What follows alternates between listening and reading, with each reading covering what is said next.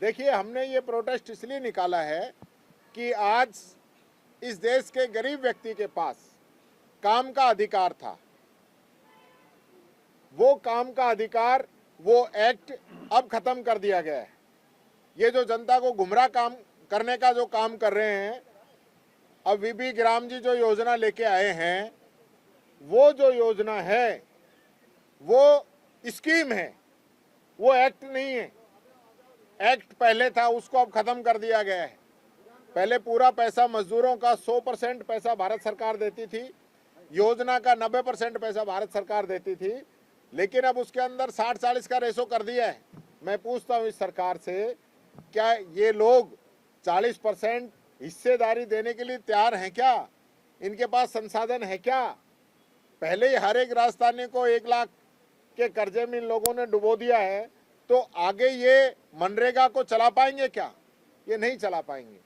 ये सिर्फ और सिर्फ लोगों को गुमराह करेंगे। काम मांगने वालों को काम नहीं दिया जाएगा। पहले काम जो है गांव के आधार पे किया जाता था, अब भारत सरकार तय करेगी, दिल्ली में बैठे हुए लोग तय करेंगे कि किसको क्या रोजगार देना है।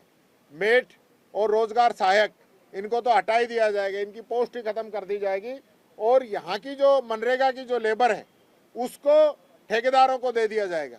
ठेकेदारों के थ्रू काम होंगे और जो मजदूर का जो हक था वो खत्म हो जाएगा। उसको 12 महीना में कभी भी वो काम ले सकता था, अब 2 महीने की बंदिश रहेगी कि वो 2 महीने तो उसको काम ही नहीं मिलेगा। अब आप देखिए, अपना राजस्थान का जो एरिया है, कई इलाकों के अंदर खेती होती नहीं या कोई दूसरा बिजनेस ही नहीं है, दूसरा काम ही नहीं है, वो लोग कहाँ जाएंगे?